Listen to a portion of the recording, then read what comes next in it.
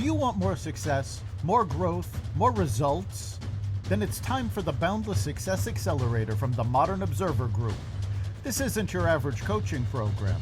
It's where top performers come to dominate.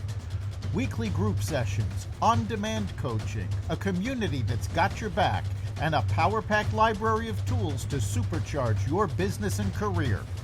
No more excuses, no more waiting. Get in, level up, and start building the life you've been dreaming about. Visit us at modernobserver.com/boundless success to join today. Let's get you to the next level. We're here because the news is being distorted. We're here because people are being inundated with misinformation on social media. We're here because people are being judged guilty until proven innocent. We are fighting back with facts. This is not a safe zone, so buckle up, Buttercup. This is the raw, naked truth.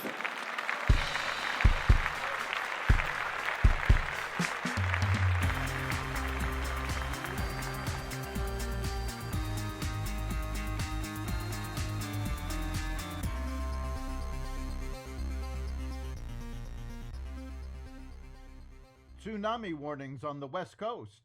UCLA settles with Jewish students. Changes at the EPA and more. Welcome to the Raw Naked Truth. I'm your host, Eric Lopkin, and here's the news you need to know. An 8.8 magnitude earthquake hit Russia, prompting widespread tsunami warnings. The quake, one of the four largest of the 21st century, struck Russia's Far East early Wednesday, triggering tsunami waves that impacted Russia, Japan, and Hawaii. No major damage has been reported thus far. Hawaii Governor Josh Green said he was monitoring wave activity near the Big Island before he would lift emergency precautions, but that he expected to declare all clear in a few hours, according to the New York Times. Tsunami waves also reached the coasts of California, Oregon, and Washington. The National Oceanic and Atmospheric Administration issued a tsunami threat alert for Papua New Guinea, Solomon Islands, and Vanuatu, urging U.S. citizens there to be prepared to evacuate. The National Tsunami Warning Center in Alaska told the Associated Press that tsunami impacts could last for hours or up to a day in some places. UCLA will pay a $6 million settlement to Jewish faculty and students over anti-Semitism complaints. The plaintiffs filed the lawsuit last year after university leadership told Congress it had not disciplined students who, among other things, set up what the suit called a Jew exclusion zone on campus. It is believed to be the largest private settlement in a campus anti-Semitism case. President Trump on Tuesday firmed up threats he issued a day earlier against Russian President Vladimir Putin and said he had exactly 10 days to enter into a peace deal or face sanctions. 10 days from today, Trump told reporters aboard Air Force One on his trip back from Scotland. Then you know we're going to put on tariffs and stuff, the president continued. And I don't know if it's going to affect Russia because he wants to, obviously, probably keep the war going. The Environmental Protection Agency announced Tuesday it will move to repeal its Obama-era determination that greenhouse gas emissions endanger human health, a move that would also eliminate vehicle emission standards tied to that finding. EPA Administrator Lee Zeldin said the action, expected to be finalized soon, would ease regulatory burdens and lower consumer costs. The 2009 findings served as the legal basis for a wide range of climate rules over the past 15 years. The agency argues that new developments cast doubt on the original scientific record and plans to make the formal announcement soon.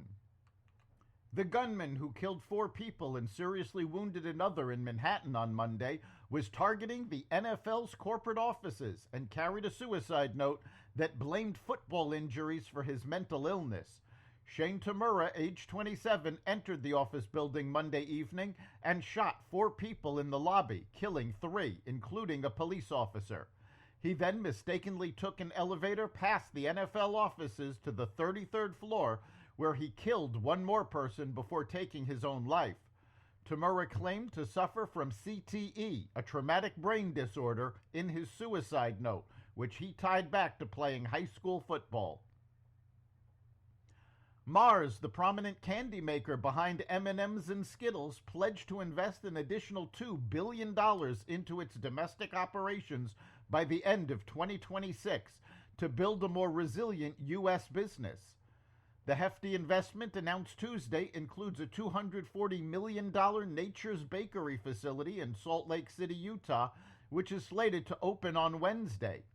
The over 339,000 square foot Nature's Bakery site will create more than 230 new jobs in the region and help the company produce nearly 1 billion bars each year, according to Mars. The U.S. is our biggest and most important market and a key engine of growth for the long term, not only through our legacy manufacturing footprint, but also through the expansion of strategic acquisitions like Nature's Bakery, which is already scaling quickly, Mars CFO Klaus Asgard said. Union Pacific Railroad announced it will acquire the Norfolk Southern Railroad in an $85 billion cash and stock deal announced Tuesday, creating the first transcontinental freight railroad operator in U.S. history. The combined company would control over 50,000 route miles and claim a market value above $250 billion. Executives say the merger will reduce shipping delays, expand routes, and boost U.S. competitiveness. Regulatory approval could take up to 2 years. If cleared, the deal would reshape the national freight system and intensify competition with Canadian carriers and Warren Buffett's BNSF Railway, formerly the Burlington Northern and Santa Fe Railway. People are giving up their morning Starbucks trip. Starbucks on Tuesday reported its 6th straight quarter of same-store sales declines as the company implements a turnaround strategy. CEO Brian Nichols said in a statement that the company's comeback is ahead of schedule. While our financial results don't yet reflect all the progress we've made, the signs are clear. We're gaining momentum, Nichols said in a pre-recorded video published with the earnings report. That's the Raw Naked Truth. You can catch every episode of the Raw Naked Truth Daily News Brief, as well as our sister podcast, Carnivore Radio, with news analysis and commentary, and the rest of the Xvadio Podcast Network at xvadio.com, the Apple Podcasts app, YouTube, Rumble, Spotify, iHeartRadio, Audible, Amazon Music, and other platforms that respect freedom of speech. We'll see you next time.